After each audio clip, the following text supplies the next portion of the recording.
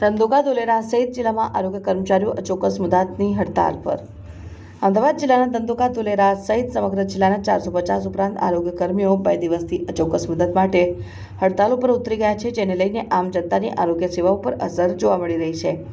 ધંધુકા ધોલેરા સહિત અમદાવાદ જિલ્લા તથા સમગ્ર રાજ્યમાં આરોગ્ય કર્મચારી તારીખે 17થી અચોક્કસ મુદતની હડતાલના અપાયેલા આદેશના પગલે ધંધુકા ધોલેરા સહિત વિરમગામ, માંડલ, દેત્રોજ, સાણંદ, બાવળા, ધોળકા, દસક્રોઈ સિટી સહિતના અમદાવાદ આરોગ્ય કર્મચારી છેલ્લા 2 દિવસથી અચોક્કસ મુદત માટે હડતાલ ઉપર ઉતરી ગયા છે.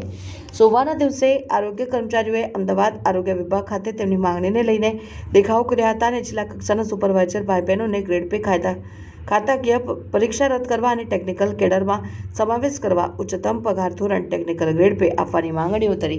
ધંધુકા ધોલેરા સહિત સમગ્ર જિલ્લાના 450થી વધારે આરોગ્ય કર્મીઓએ અમદાવાદ જિલ્લાના તથા તાલુકામાં લેખિત રજૂઆતો કરી હતી.